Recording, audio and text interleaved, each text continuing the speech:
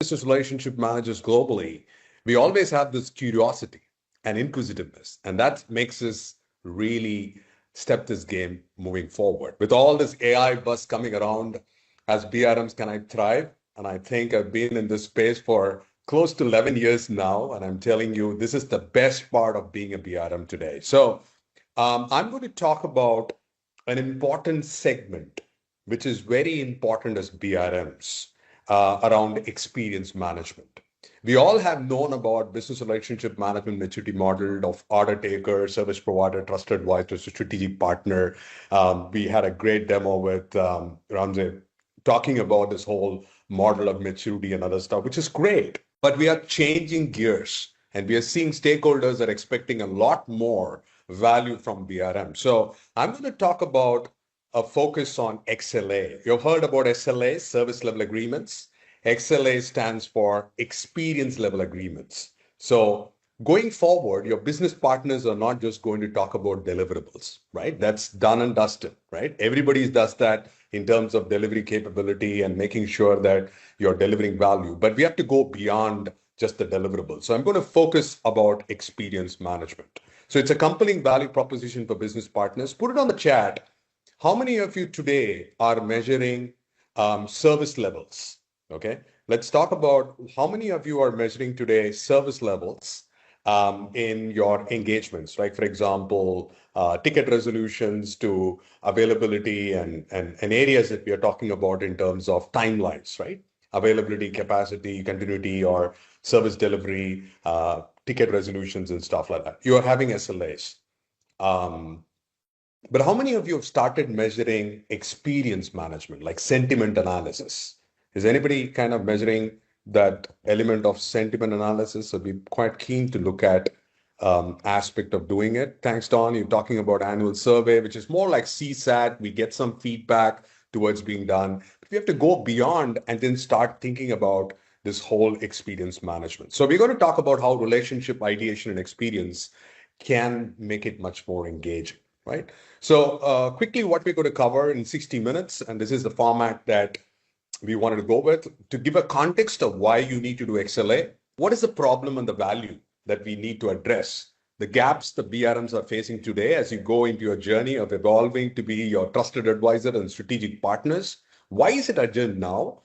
And who it hits the hardest, right? And then we'll talk about some realistic scenarios of how we have helped organizations move into the experience management journey from the BRM capability, use cases, results. But I'm also going to give you an actual exercise that you can get started off. So get your notebook and pen handy. I'm still the old school guy who'd like to want to go there, pick up a notebook and start writing, because I want to leave you with a foot of thought of how you can start thinking about experience management, but also welcome you in BRM Connect, where I'm going to do a 90-minute session about experience management, where you can get some hands-on toolkit that you can take as part of your ammunition, right? So we'll have some time for audience Q&A. I'll also periodically check as the questions come in, and it's important that you don't hold your questions, just put that on, and we will take it up as and when it comes, and then we do close it. So that's what we will do.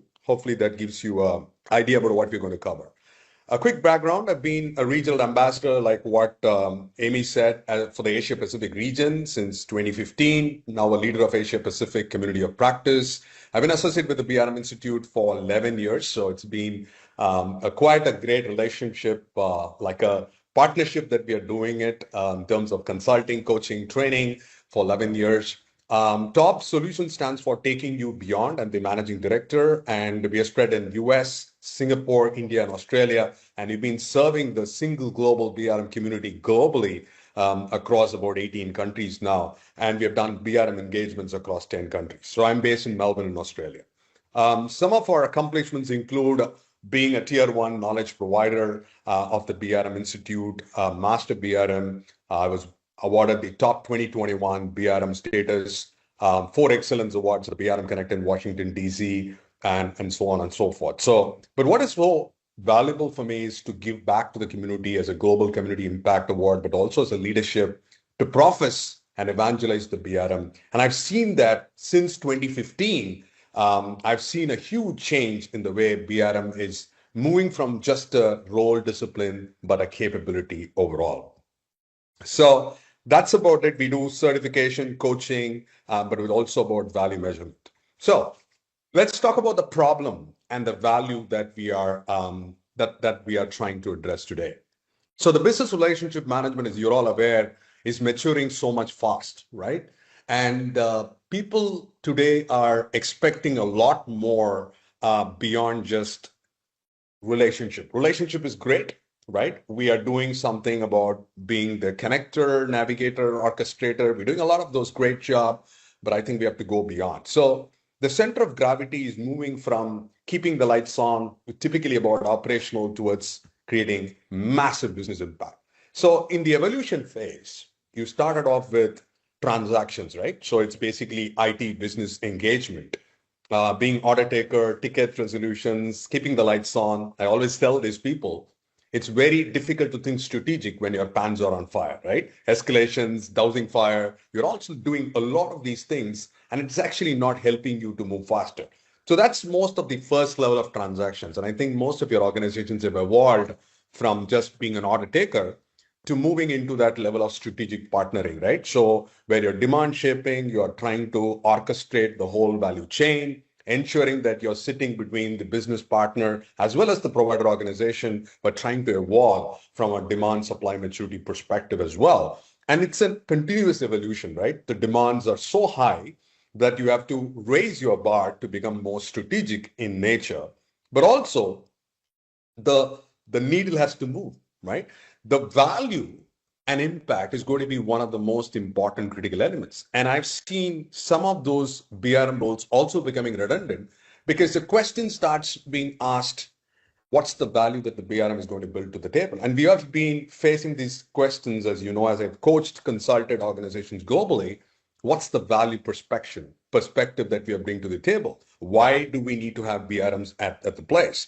So we need to start thinking about how are we contributing towards the outcomes with focus. So I'm hoping that most of you in the journey have evolved from being in strategic partnering to value realization, right? And I hope that is a continuous journey and continuous improvement.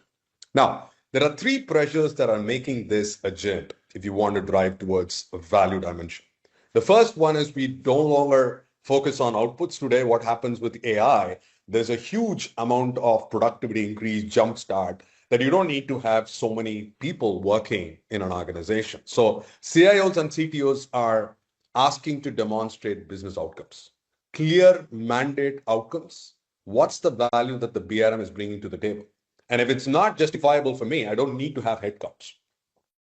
So constantly asking this question, how are we adding value? How are we staying relevant? How are we improving the overall business value, right? It's all about business value that we are talking about. And we know with AI coming into picture and a lot of conversation that we are doing it because we do a lot more in the holistic IT landscape in terms of digital transformation, upskilling people, and capability building. The AI is reshaping the whole demand. Because if you look at your portfolio today, if you look at your projects and programs that you've run through, you have a lot more things that are available for you to do demand shaping today, right? So we have to shift the gears to be able to accelerate from idea to business case and driving it. But the third part is very important. Today, the legacy reporting of what your transaction surveys, your reporting model of maturity is no longer relevant. It has to go and start talking about the experience index, right? Maya Angelou talks about a very important part of it. People will forget what you said, people will forget what you did, but people will never forget how you made them feel. So today, business partners are looking at a fantastic, brilliant experience from the beginning till the end. And that's a very important part of it. So every touch point of interaction with your business partners is going to change the whole dimensions. It's not just about you. Everybody in the value chain, from your delivery teams to your support teams to your operations teams to project managers, everybody have to resonate with that wow experience, right? And that's the whole element. And many times as BRMs, we do the rational expectations. Okay, this project has to be delivered on time within the budget and other stuff. It's great. Obviously, we do pull a lot of strings to manage this happen.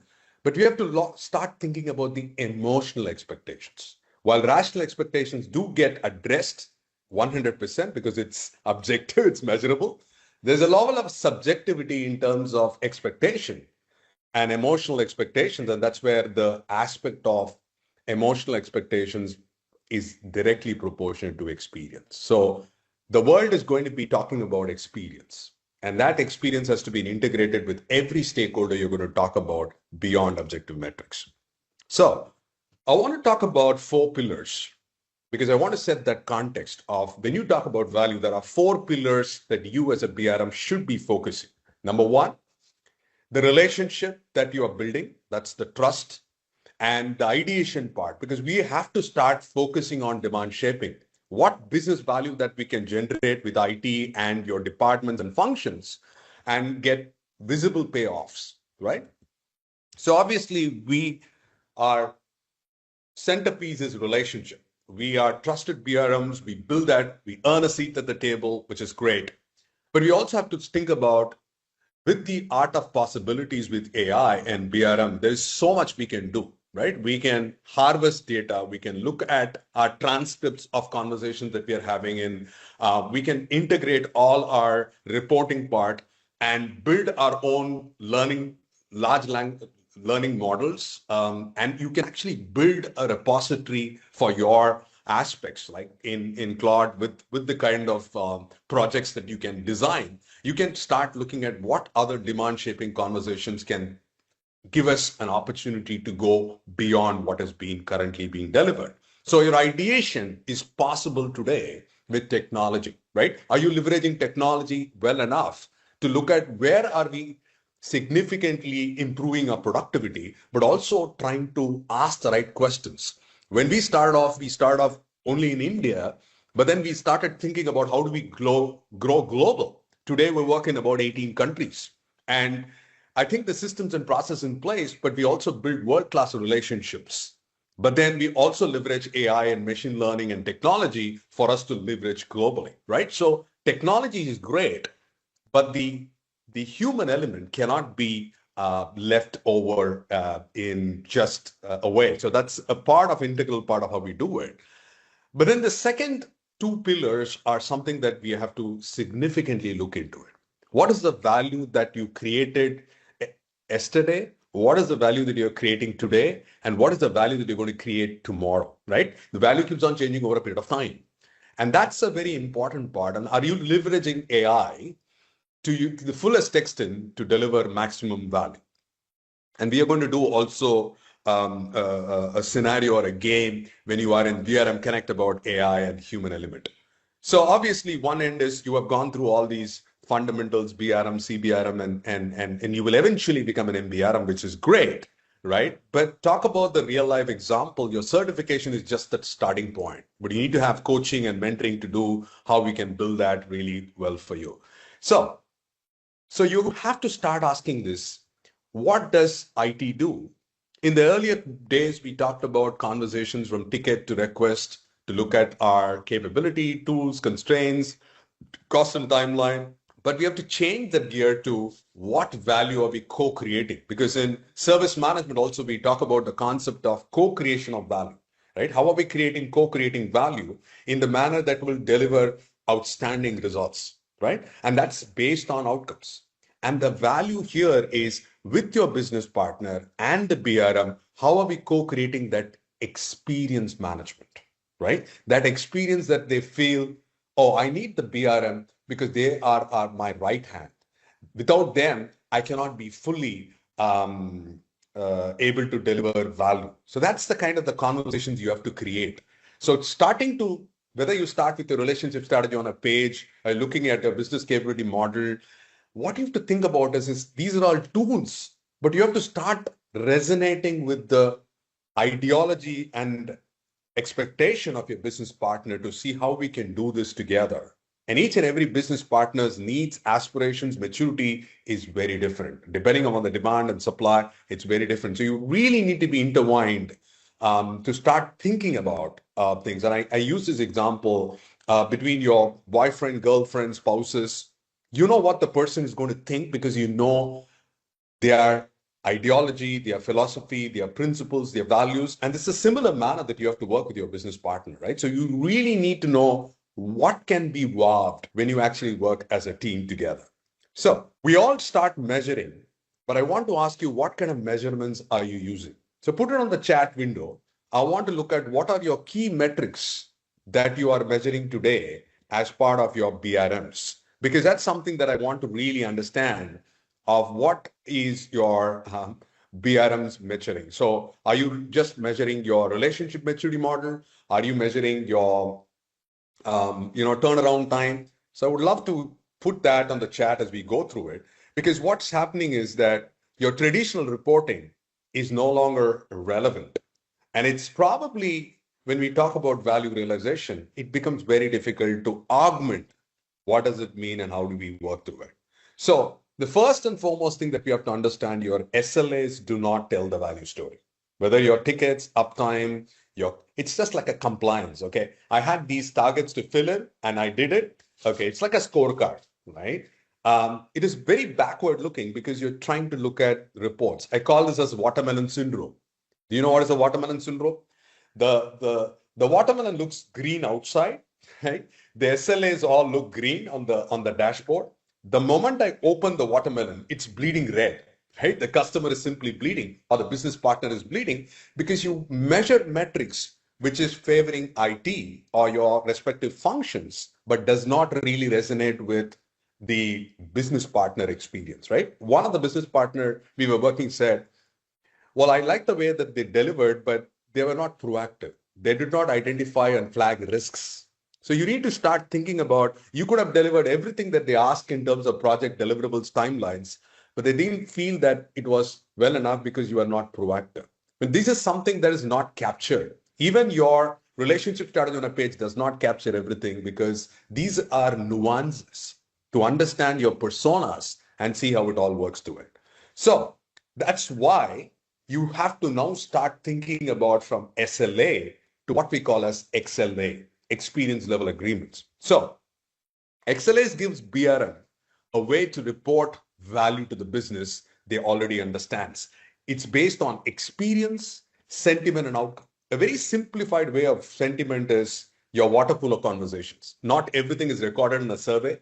I was actually talking to one of the business leader, and he was there in a board meeting, and he was just saying that, Suresh, I want you to come there and look at the QBR. And I said, well, it's a quarterly business review and it's a board meeting. I don't want to be present. No. TaUB Solutions is a strategic partner of us. We want you to be part of it. So I was sitting on the corner of the boardroom, and the business leader called the IT director, CIO, to come and present the data. And he said, we had 99.99% of SLA met in the last month.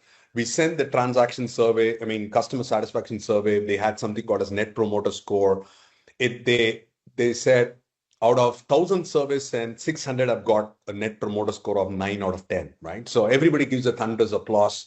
And 15 minutes into the conversation, the CEO steps in and says, sorry, folks, we have a bad news. We lost 11% customers last quarter. There's a pin drop silence, right? At one end, CIO, the IT director comes and says some big flashy numbers that gives a thunderous applause. And he takes a pause, and the CEO turned out to me and said, Suresh, do you have any cross questions, like cross-examining the IT director? I said, I don't have a question, but just a thought. What happened out of the 1,000 surveys sent? 600 have got positive response of 9 out of 10 and the Net Promoter Score. What happened to remaining 400? And the IT director said, probably they're all happy they didn't fill in. But I said, that's highly misleading, because if you don't have a data, doesn't mean that they think that you do a great job. They probably have lost hope that they did not fill in. So your data could be highly misleading because it doesn't tell you the true picture. And that's why some of those offline conversations, water cooler conversations, will tell you much more about the story that does not get eventually captured. I hope that makes sense. So move away from SLAs to XLAs. So experience, outcomes, which is co-owned by BRM and the business, which is business partner.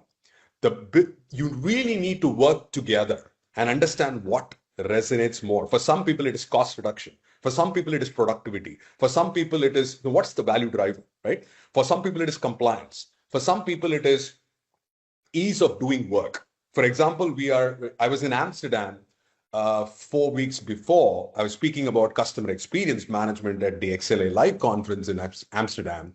And the first question was in the digital workplace, ease of doing work.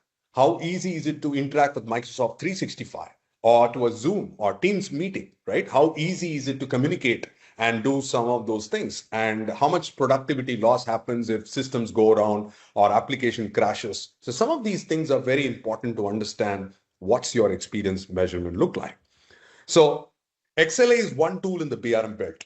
Okay. So it's important that you take that because it might change the whole perception of how you look at beyond your objective data. So what are some of the metrics? And this is something that I want you to start thinking about if you're not measuring today. The first one is about your stakeholder experience score, not the maturity score. I know you all measure your maturity score, whether it's in a spreadsheet or in a tool. I'm okay with that. But I wanted to start thinking about your experience score. How has this been experience for your business partner, right? It could be every quarter. How easy is it to engage with business relationship managers with your BRM program, BRM function? How is the engagement ease? Is it easy to get an operational BRM, a strategic BRM, a tactical BRM? How easy is it that we are able to do this together? Engagement with the BRM. Are you focusing on daily reporting? Are you be able to do face-to-face conversation? So different modalities of working. Remember the RSOP that we all talk about. How easy is it to do work with IT and BRMs and the rest of the functions? What is the perceived value? This is a very important part. The business partner's own rating of value delivered versus value promised. We are not talking about projects delivered versus project promised. Value lies on the eye of the beholder. Value for one business stakeholder is not the same towards another stakeholder. So we need to start thinking about what's the perceived value that comes to this particular table. Time to value. From the time you thought about a new idea, remember we talked about demand shaping? From the time you thought about a new idea that will be breakthrough to the time it just got into action, how much time did it get? So gone are the days that we talked about time to market. The whole world is moving towards time to creating value.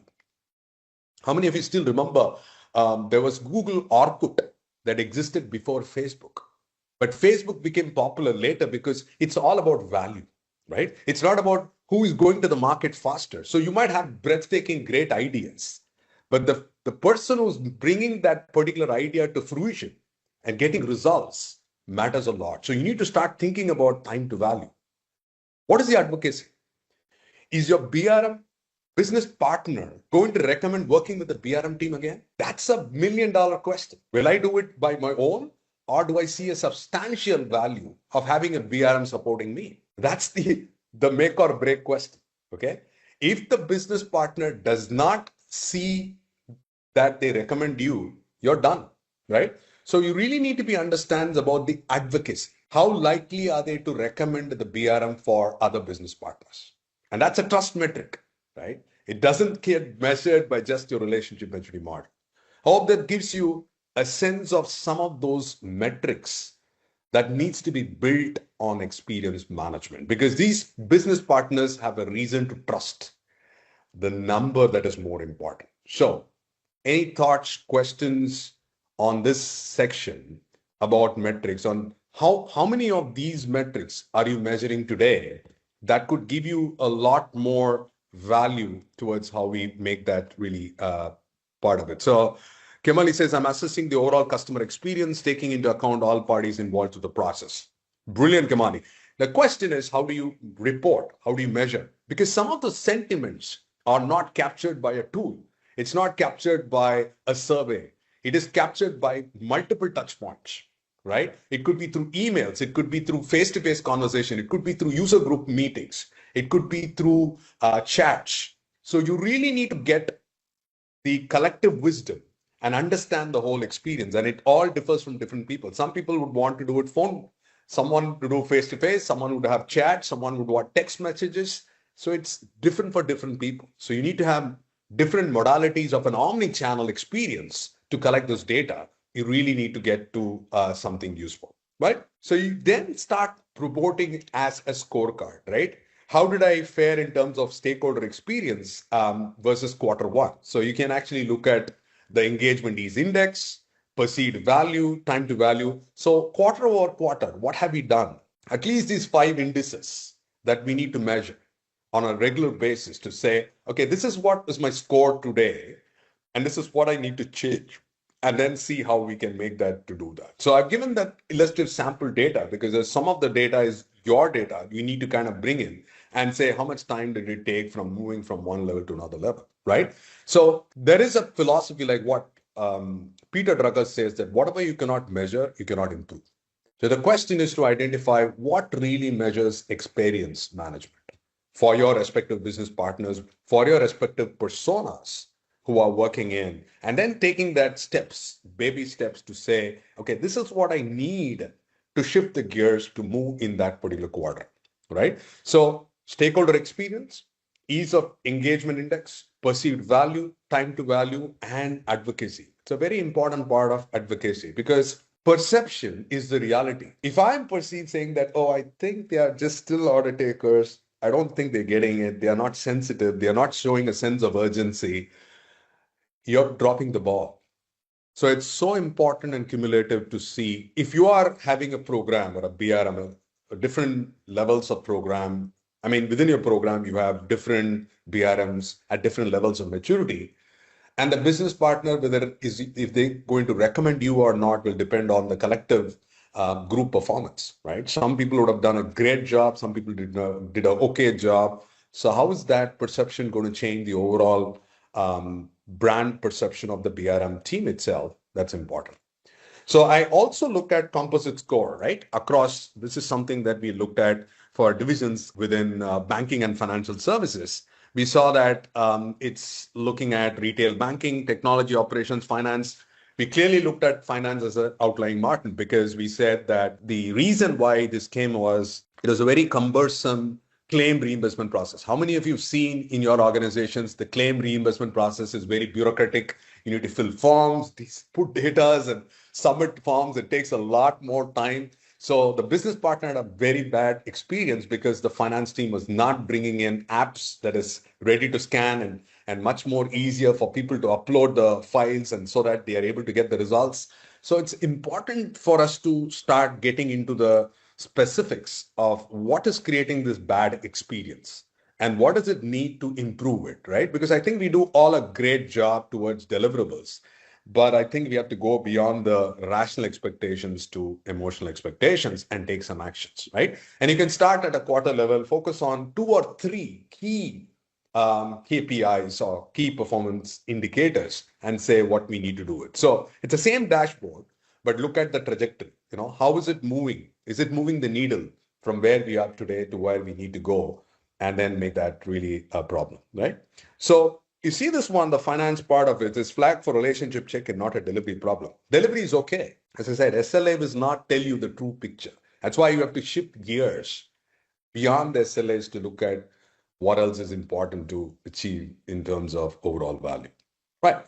So if I ask you, if I put this XLA spin, not just looking at your business partner, but I also want to eat my own dog food.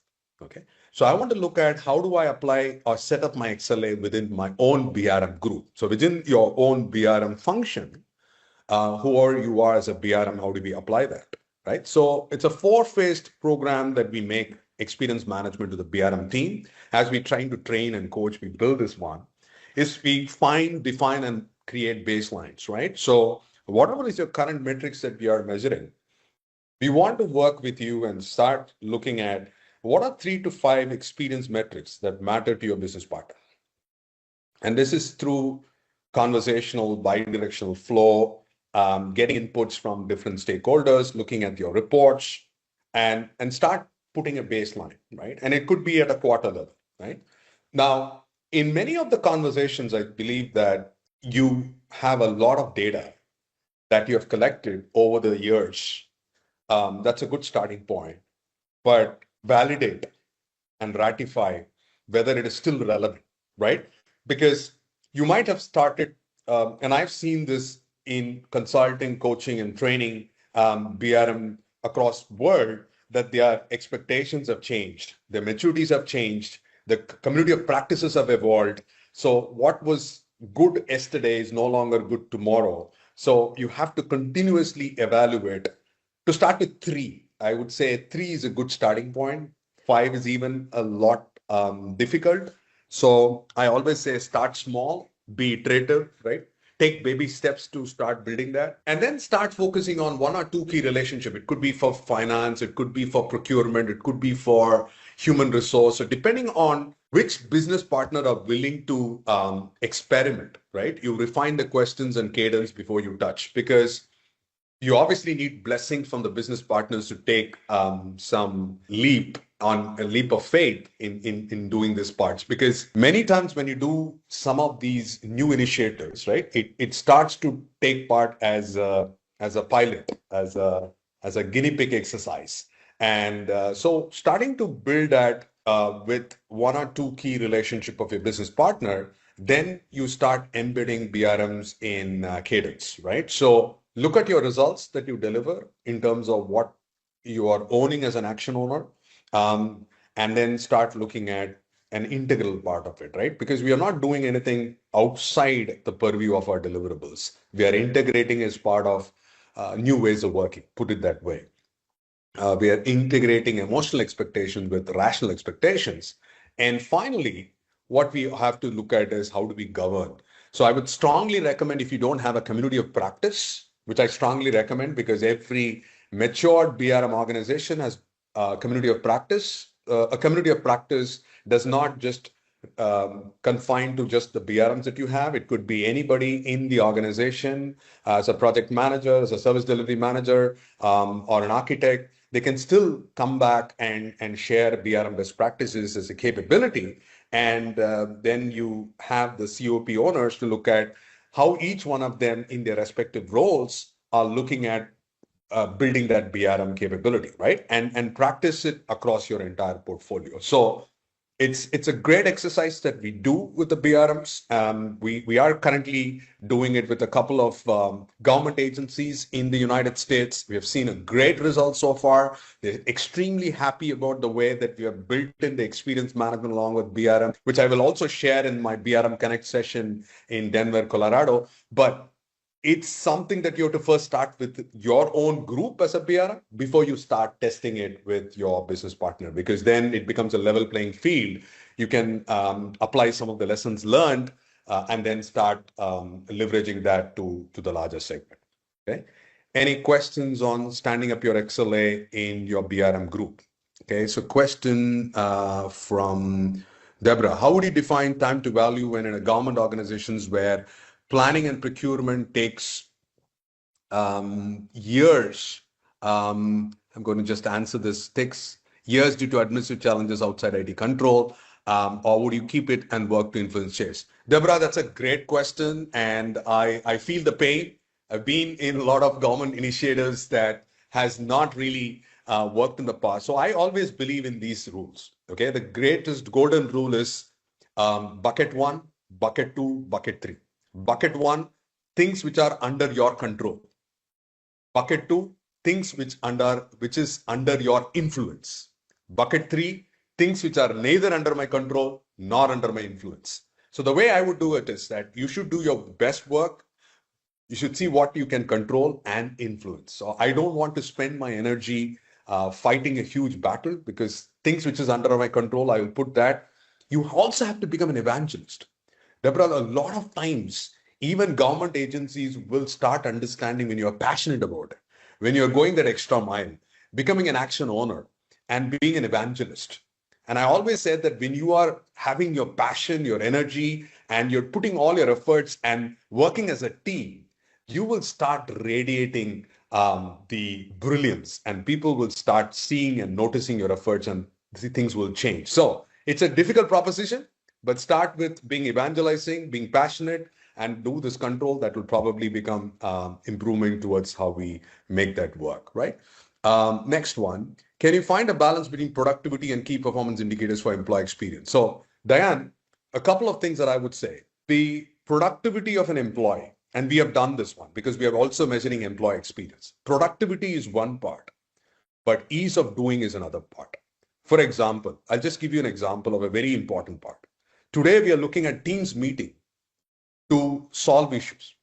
But you know what is my productivity loss? My biggest productivity loss is having meetings after meetings. I have a meeting for a meeting. That actually impacts my employee experience. I would rather look at, if possible, again, once in a day, have everybody do the huddle.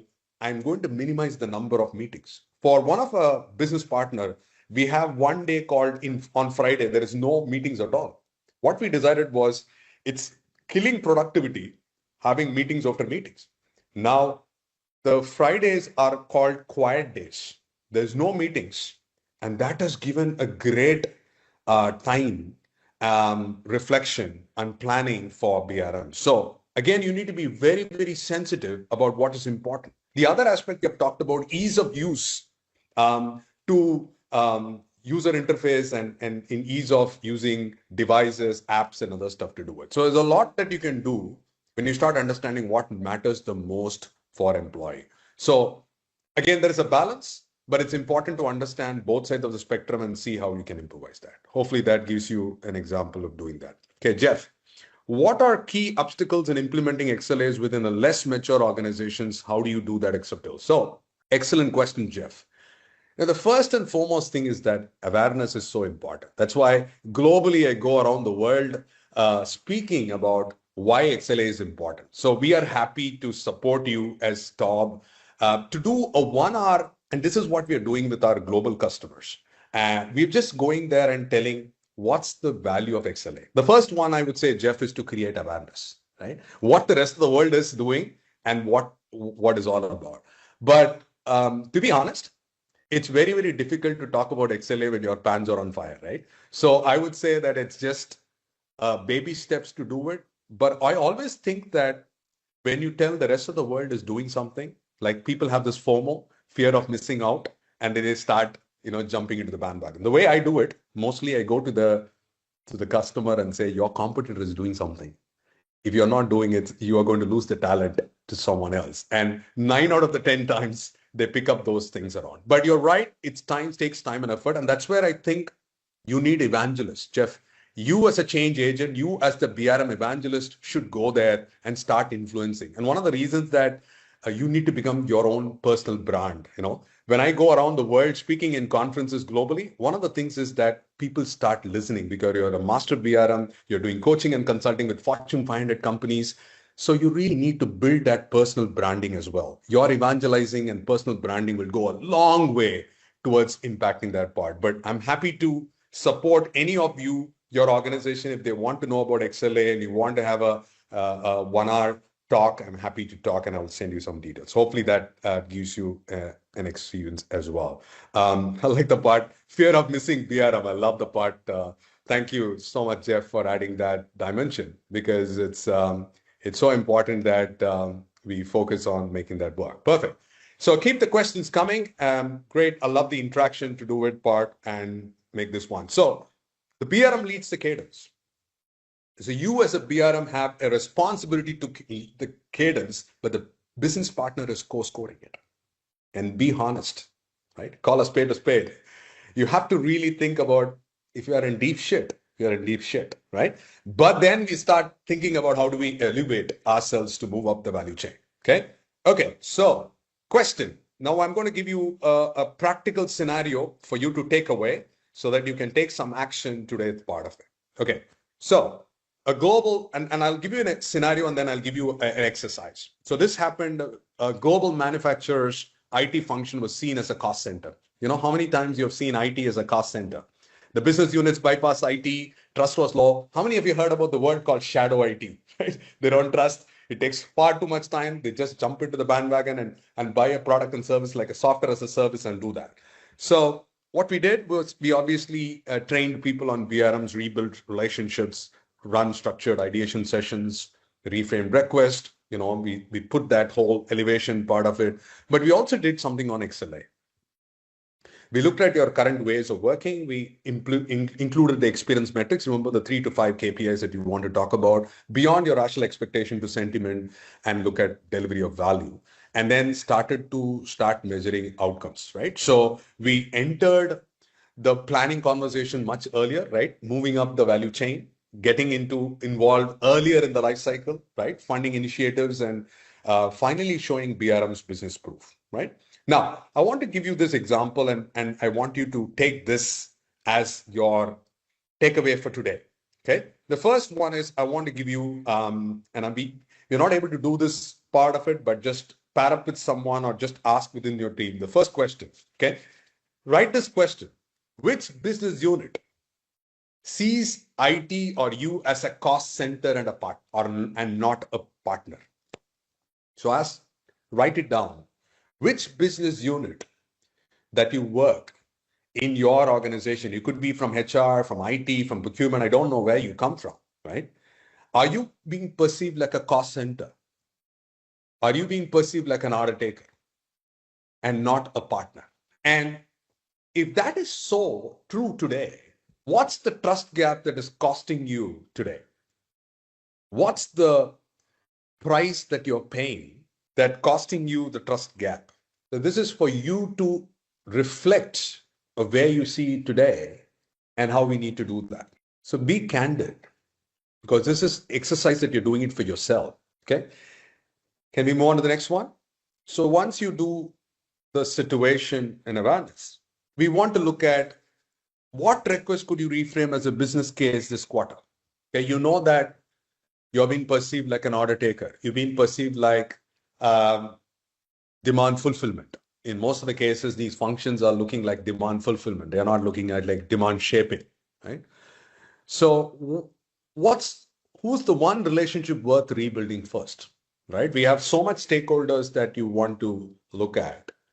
Who would you actually focus on that you want to improvise your experience management, right? Don't try to boil the ocean. You might have multiple stakeholders at various levels. It probably is not the good way to do it. Start thinking and asking this question. Who's one relationship worth rebuilding first? Are we good? Third one, we start looking at what kind of experience or sentiment could you start tracking? Which area that we need to focus on? And can we co-own this metric with the business partner, right? So first, you identify the situation of which business unit is seeing you as a cost center or not a partner. What is it costing you today? Because you need to understand the impact of that relationship that you have with the business partner. Then how do you reframe this as a business case for the quarter? What are you going to improve, right? We need to improve from where we are and start improving and moving up the value chain. So which relationship are you going to focus? And then which means what experience sentiment are you looking at? Proactiveness? Are you looking at risk mitigation? Are you looking at assertiveness? Are you looking at faster delivery? Are we looking at convincing the value proposition? It could be very many things, but you start thinking about what is so obsessive for your business partner, right? And how can you co-own that? Because we always talk about ownership, shared ownership. So we need to have a skin in the game with people and then start building that. And finally, start looking at what will be the proof of value look like, right? When I start to address the situation with the approach and XLA metric, what's the proof of value? That the business partner will change their perception, because all we are trying to talk about is changing the perception of being that order taker, service provider through trust advisor. It takes time and effort, because small little things can pull their experience down. So what changes if you can show it in 6 months, right? What's the time frame it will take? Because Rome is never built in a day. It takes time and effort to build that, convince, and then start doing this. So that's a very, very practical way that you can start doing this as an exercise. And it's just about reflecting on what matters the most for you as an organization and then driving this whole part. Okay. So situation, the BRM approach, XLA metric and outcome. Please take a screenshot if you need. I'll see if I can share that, and part of it, I'll put that and share it with the team so they can share that. But use this as an example to start building that and mapping it that is important. Yeah. So what we have done, we have actually used these one across multiple engagements. We have improved the maturity scores. We have improved stakeholder trust. We have improved the faster idea to business case. The BRM journey was the headline in every story we taught, but then we moved beyond that and built conversations, elevated, and relationship deepened because of our global experience and cultural nuances. So how we have helped them being in the trenches, doing the work together, co-creating value, and making it impactful is something that we have. When you start asking the right questions, the denominator changes the whole part of it. Okay. How can we help you? We have different programs that we do. We have an XLA foundation program. Chris Aarons from City of Austin attended our workshop. He was so happy that he told us that the BRM and the XLA is a great combination. I would definitely ask him how was his experience. So we're doing an XLA foundation course where we explain you how BRM and XLA works together. We do an XLA practitioner. We do consulting coaching on this space to help BRMs move into that XLA space because experience management is important. Whether it's employee experience, whether it's business partner experience, which is a BRM experience, you need to have someone who has done that practically helping them in the context of a government agency, of a retail sector, or manufacturing, IT, or whatever it is, right? So ask this question, isn't this just SLA reporting to an e-name? No. XLA measures experience and outcomes co-owned with the business, not just uptime, okay? We already have a training budget elsewhere.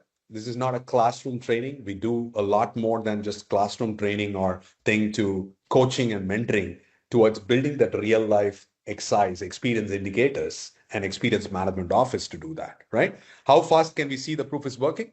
Most engagements that we have done shows a measurable things within 1 to 2 quarters, right? It takes about 2 quarters to see the results. It doesn't come instantly because a lot of things have to do with perception change, but we'll show you the pattern. We'll show you that you don't need to reinvent the whole wheel because we've done it in multiple engagements. We understand the whole dynamics. We understand the whole sentiment, approach, and the appetite in which we work through it, right?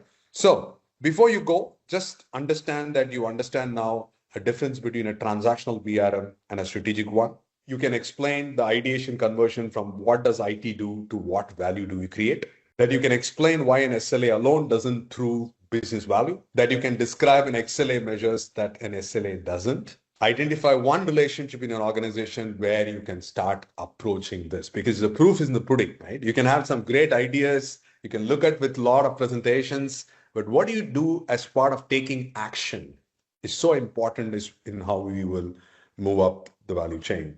So if you have any questions on this particular part about what we covered today, I mean, it's a lot difficult to do it in a 1 hour, but I hope I've convinced you that you need to focus on just not about relationship maturity models, but about experience management that will change the whole dimension of how you see this overall in achieving that outcomes. So if you want to do more and you want to be interested to do more, I would love to see you in Denver, Colorado, where I'm doing a 90-minute hands-on workshop based on some of these aspects, what I call as the experience economy of the BRM, why every interaction is a transaction of trust, because I think that it's a far more important capability for BRMs to influence outcomes and deepen trust in the way we work, right? So you will work with real case scenarios, experience touch points, moments to build or break trust and see it work. With that, this is my LinkedIn profile. Keep connecting with me. If you have any questions, I'll be more than happy to answer any questions, support. I hope we have a few minutes, 6 minutes there out there for answering any questions. I'll be happy to open up and see if that was interesting for you and you can change your business partners' expectations with experience management. Remember, I want to leave you with this thought that people will forget what you said, people will forget what you did, but people will never forget how you made them feel. So as BRMs, we need to make them feel that we are unstoppable, right? They cannot exist without BRMs. Let's put that away. It's so important that you take charge in doing that. So any questions, I'm going to look at the screen and see if you have any questions. I'll love to think because it's an interesting and passionate one that I have. And it's something which I always believe that you should do what is needed to be done to finally achieve outstanding value. And something which I would say is that you know your business partners more than anybody else. So don't be reticent. Just voice every opinion. Collect all those things. Spend more time with your business partner, and make every transactions really valuable. Because with your knowledge, experience, and expertise, go a lot more valuable in the way that you can apply it. But you have to take that daily action, own it, and then inspire the BRM as well as the business partner. A lot of people say that, well, I don't have that seat in the table. I don't have that. I said, you have to elevate yourself. You have to step up your game much more bigger than what you play today. Because as BRMs, you need to have that superpower. The superpower is the belief in yourself that we are destined for greatness, right? Not being ordinary, doing extraordinary things. For that, you really need to start thinking about, am I playing that infinite game, right? I love what BRM Institute talks about, the infinite game, right? I'm a big believer of doing things much more than what you can do today, because that's the only way that we'll get remembered. I'm looking forward to connecting with each one of you if you have further questions, but also I'm looking forward to signing you up all for the BRM Institute's BRM Connect. If you have not done that, we will have a booth there. We are sponsoring there. We are doing it third in a row with BRM Institute. We'll be speaking. We'll have some games. So I'm looking forward to having more conversations. Thank you, Robert. Thank you, Jeff. Thank you, Keith, for all your time. And thank you, everyone, for your patient thing. And I hope things to do a lot more in that part. So really grateful for the BRM Institute for giving us an opportunity to partner, and let's do magic. Thank you, everyone.